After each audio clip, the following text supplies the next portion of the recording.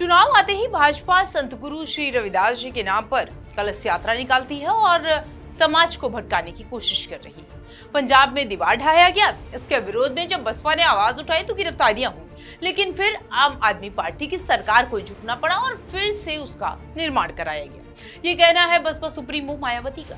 मायावती का ये भी कहना है कि बीजेपी दलितों को रिझाने की कोशिश कर रही है। अब आम आदमी पार्टी और बीजेपी कीर्तन कर रही है ताकि वो वोट बैंक अपनी तरफ खींच सके और खिसका सके, वैसे ही जैसे इंसान काई से फिसलकर दूसरे पाले में फिसल जाता है। लेकिन सवाल ये है कि मायावती इतनी मुखर क्यों है? सवाल ये भी है कि मायावती को इतना डर क्यों है और किस चीज का है? दरअसल दलित वोट सियासत का वो वोट बैंक जिसे चुनाव आते ही हर पार्टी अपना बताने लगती है।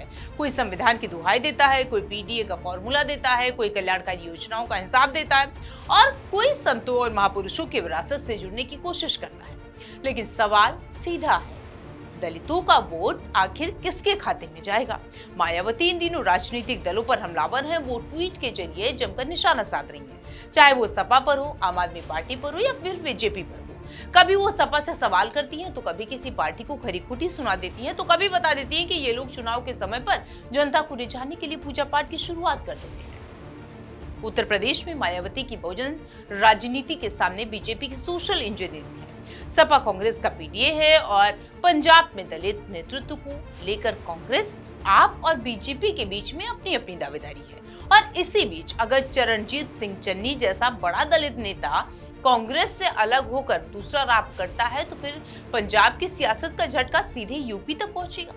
क्या बीजेपी विपक्ष के दलित वोटों में सेंध लगाने का इंतजार कर रही है?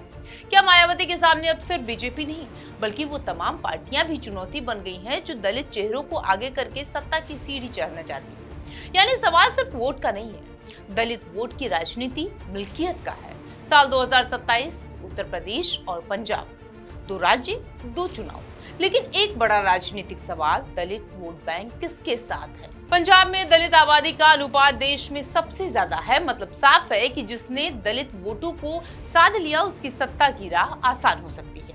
इसीलिए पंजाब में दलित मुख्यमंत्री का चेहरा बनाना सिर्फ सामाजिक प्रतिनिधित्व का सवाल नहीं है, ये चुनावी रणनीति की भी कोशिश है। चरणजीत सिंह चन्नी को मुख्यमंत्री बनाकर कांग्रेस ने संदेश दिया, देखिए दलित समाज का नेता सत्ता के शीर्ष तक पहुंच गया है। लेकिन अगर वही चेहरा पार्टी से नाराज हो और अलग राह की चर्चा हो तो सवाल सिर्फ कांग्रेस का नहीं, पूरे पंजाब के वोट गणित का बन जाता है। कांग्रेस के लिए चेहरा बदला, बीजेपी के लिए मौका बदला और वोटर के लिए सामने विकल्प बढ़ गया, क्योंकि चुनाव में एक नेता का अलग होना कई बार सीट नहीं पूरा वोट बैंक हिला देता है। बीजेपी पंजाब में अपने दम पर विस्तार की कोशिश कर रही है। ऐसे में विपक्षी वोटों में जितना बिखराव होगा बीजेपी के लिए उतनी ही राजनीतिक गुंजाइश बढ़ेगी। यानी अगर कांग्रेस और आपके बीच वोटों का विभाजन होता है तो दलित वोटों में भी अलग राजनीतिक दावेदारी खड़े हो सकते हैं। तो बीजेपी के पास अपना सामाजिक गठजोड़ मजबूत करने का मौका है। शहरी हिंदू वोट, सिख वोट, दलित वोट और अलग अलग सामाजिक समूह, बीजेपी की कोशिश है कि इन सबको जोड़कर पंजाब में अपना अलग आधार बनाया जाए। लेकिन सवाल ये है कि क्या पंजाब सिर्फ समीकरणों से जीता जा सकता है? यहाँ स्थानीय नेतृत्व और सामाजिक समीकरण भी उतने ही महत्वपूर्ण होंगे। अब एंट्री मायावती की हुई, यहीं से कहानी पंजाब से निकलकर सीधे यूपी पहुंचती है, क्योंकि बहुजन राजनीति का एक मजबूत ऐतिहासिक पुल पंजाब से उत्तर प्रदेश तक जाता है। मान्यवर काशीराम पंजाब से निकले और उत्तर प्रदेश में बहुजन राजनीति को ऐसी ताकत दी जिसने सत्ता का पूरा गणित बदल कर दिया। फिर मायावती, जो लंबे समय तक उत्तर प्रदेश में दलित राजनीति का सबसे बड़ा चेहरा रही है, लेकिन अब राजनीति बदल चुकी है। दलित वोट के सामने विकल्प बढ़ चुका है। बीजेपी कहती है विकास और कल्याणकारी योजनाएं, सपा कांग्रेस कहती है पीडीए और संविधान की रक्षा, और बसपा कहती है बहुजन की अपनी राजनीतिक ताकत। तीनों की मंजिल एक है लेकिन रास्ते अलग हैं। एक सवाल है, अगर हर पार्टी दलितों की हितैषी है तो फिर दलित वोट का हर बार बंट क्यों जाता है? अगर हर पार्टी सामाजिक न्याय की बात करती है तो दलित नेतृत्व की सबसे बड़ी जिम्मेदारी या हिस्सेदारी की लड़ाई क्यों होती है? और अगर दलित वोट किसी एक पार्टी की जागीर नहीं तो फिर चुनाव आते ही हर पार्टी उसकी चाबी लेकर क्यों घूमती है? यही है असली सियासी खेल। 2024 के लोकसभा चुनाव में बसपा का प्रदर्शन कमजोर रहा, एक भी लोकसभा सीट नहीं मिली। अब 2027 मायावती के लिए सिर्फ एक विधानसभा चुनाव नहीं, सियासी अस्तित्व की बड़ी परीक्षा है, क्योंकि दलित वोट का एक हिस्सा बीजेपी के साथ गया है, दूसरे हिस्से में सपा कांग्रेस गठबंधन का साथ है और बसपा का पारंपरिक आधार कमजोर दिखाई दे रहा है। ऐसे में मायावती के सामने सबसे बड़ा सवाल है, क्या दलित वोट को दोबारा एक राजनीतिक छतरी के नीचे लाया जा सकता है? क्योंकि अगर दलित वोट लगातार अलग अलग पार्टियों में बढ़ता गया तो बसपा की राष्ट्रीय राजनीति का असर और कमजोर हो सकता है। सियासत में हर पार्टी का अपना नारा है। बीजेपी कहती है सबका साथ हो, सबका विकास है, सपा पीडीए की बात कर रही है, कांग्रेस भी यही कुछ है, कांग्रेस का जिक्र है संविधान बचाओ, और बसपा कहती है बहुजन को अपनी ताकत पहचानने दो। मतलब 4 पार्टियां, 4 नारे और वोट एक सोच हुई। क्या होगा पहले आप लोग तय करिए, मेरा वोट किसके लिए है, ये दलितों का कहना है। बीजेपी ने भी साफ समझ लिया है कि सिर्फ एक सामाजिक समूह के सहारे यूपी में लंबी राजनीतिक पारी नहीं खेली जा सकती है। इसीलिए दलित समाज के लिए भी पहुंच बढ़ाने की रणनीति लगातार दिखाई दे रही है। सरकारी योजनाओं का लाभ, दलित महापुरुषों और संतों के प्रति सम्मान, धार्मिक सांस्कृतिक कार्यक्रम और संगठन के स्तर पर मजबूती, इंजीनियरिंग फॉर्मूले और दलित वोटों को अपने साथ बनाए रखना है। यानी फॉर्मूला साफ है, कल्याण प्लस सांस्कृतिक कनेक्शन प्लस सोशल इंजीनियरिंग, खासकर गैर जाटो दलित वोटों के साथ अपनी पकड़ बनाए रखना, राजनीति को मजबूत करते रहना। उस पूरी रणनीति में संत रविदास की विरासत का एक बड़ा कनेक्शन बनता है।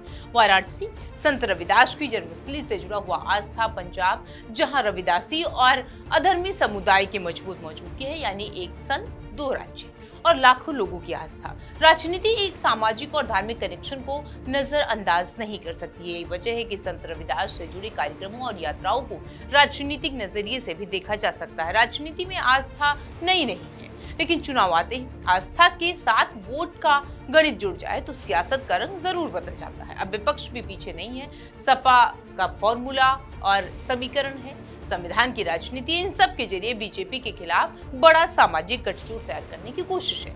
लेकिन यहाँ बसपा सबसे बड़ी चुनौती बन सकती है, क्योंकि अगर मायावती अपने कोर दलित वोट का बड़ा हिस्सा क्योंकि अगर मायावती यहाँ पर अपने कोर दलित वोट का बड़ा हिस्सा वापस खींच लेती है तो विपक्षी वोटों का पूरा गणित बदल सकता है। और अगर बसपा कमजोर रहती है तो यही वोट बीजेपी या सपा या कांग्रेस में किसी तरीके से जा सकता है। यानी मायावती जीते या हारे, 2027 में उनकी भूमिका दूसरों की जीत हार का गणित जरूर बदल सकती है। अब लौटते हैं पंजाब पर। अगर पंजाब में कोई बड़ा दलित चेहरा कांग्रेस से अलग होता है या किसी राजनीतिक ताकत से साथ जाता है तो इसका असर सिर्फ पंजाब की सीटों पर सीमित नहीं रहेगा, क्योंकि दलित राजनीति के प्रतीक, नेतृत्व और सामाजिक आंदोलनों का असर पंजाब से यूपी तक जाता है। कांशीराम की विरासत इसका सबसे बड़ा उदाहरण है। इसलिए पंजाब में दलित नेतृत्व को लेकर होने वाली हर हलचल यूपी की बहुजन राजनीति के लिए संकेत मानी जाती है।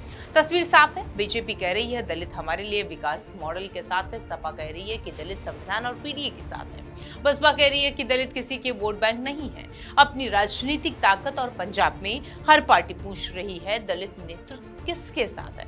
अब असली लड़ाई है 2027 की, क्योंकि यहीं से तय होगा कि कौन मुख्यमंत्री बनेगा और ये भी तय होगा कि दलित समाज की राजनीतिक दिशा कौन तय करता है। क्या मायावती अपना पुराना बहुजन किला बचा पाएंगे? क्या बीजेपी गैर जाटो दलित वोटों पर अपनी पकड़ मजबूत कर पाएगी? क्या पीडीए अपना सामाजिक समीकरण कायम रख पाएगा? पंजाब में चन्नी जैसे चेहरे किसी राजनीतिक समीकरण की शुरुआत करेंगे, सवाल ये है। और सबसे बड़ा सवाल ये भी है कि क्या उत्तर प्रदेश पंजाब की दलित राजनीति 2027 में एक नया सियासी अध्याय लिखेगी, क्योंकि इस बार लड़ाई सिर्फ वोट की नहीं है, वोट के ताकत पर दावा करने का है। और चुनावी मैदान में जिसके साथ दलित वोट की बड़ी ताकत है, सत्ता की चाबी भी उसी के हाथ में है।